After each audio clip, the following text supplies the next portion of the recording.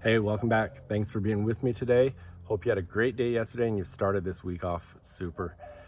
Today I want to shift things a little bit. Normally I talk about mindset and, the self-development and personal development stuff. Today I want to talk more specifically to the entrepreneurs and small business owners and whatnot, because I know a lot of you that listen to this are in that category.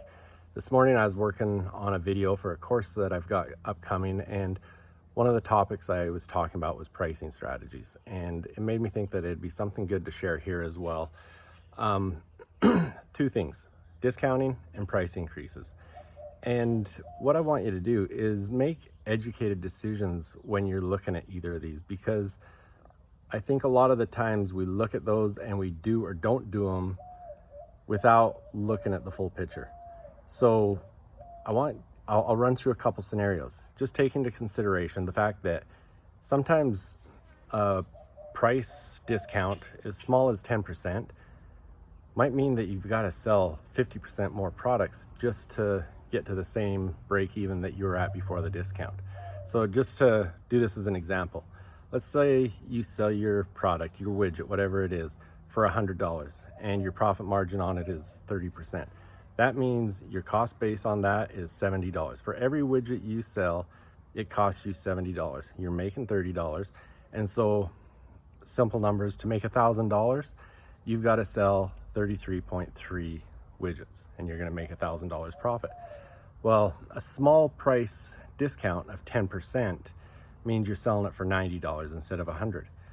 So when you do that, your cost of that doesn't drop from $70. You still have to pay $70 for that widget. And so when you do that, you're making $20 per item instead of 30. And so for the same $1,000 that you want to produce, you've got to sell 50 widgets. That's a 50% increase in the number of items you need to sell. So when you're doing your price decreases or discounts, you've got to take this into consideration. Are you going to sell so much more based on that discount that it's going to be worth that? Because the other thing to take into consideration is, how often do you see someone do a 10% discount? 40% discount, 50% discount. You see that all the time. And what is that doing? How much more do you have to sell if you're doing a 40% discount to make the same amount of profit? So, every time you're discounting, there's different scenarios behind it. You need to know the full story.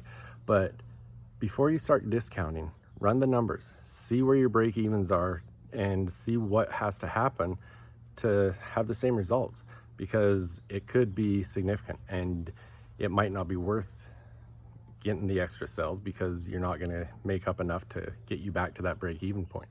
Now, same thing with price increases.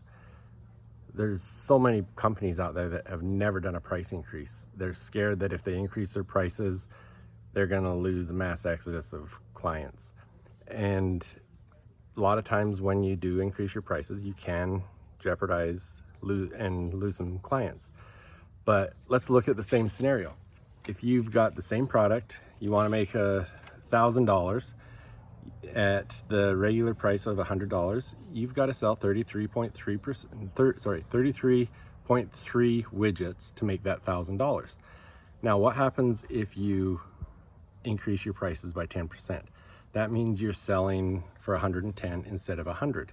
That also means that extra $10 is pure profit. That's a 33% profit increase. And how many widgets would you have to sell to get that same $1,000? 25. So you go the opposite way of the discount. Instead of needing to sell 33.3 widgets to make the $1,000, you need to sell 25 widgets. That means you have to lose 25% of your customers to break even because of a measly 10% price increase. So you've got to weigh that out. And also look at it. I'm not saying you're not going to lose customers on a price increase, because oftentimes you will. But oftentimes they're the price shoppers, they're the hardest customers to deal with, they're the most demanding. And so you've got to weigh everything out, whether it's discounting or price increasing. You've got to weigh out all the different scenarios. And you've got to weigh out competition, what the customers have for other options, vicinity, how close those other options are. Obviously I'm not just saying never discount and go raise your prices a significant amount right now. And you've got to test the market. You've got to understand, can I do a 5% increase? Can I do a 2.5% increase? Can I do a 25% increase? You've got to look at all those different scenarios. But rather than just picking numbers out of the air, know the math, figure that out, and know the impact that it's going to have on your bottom line, on the number of sales you have to make, and all the different factors that are involved. So hopefully that's something that's beneficial for all you entrepreneurs and small business owners out there.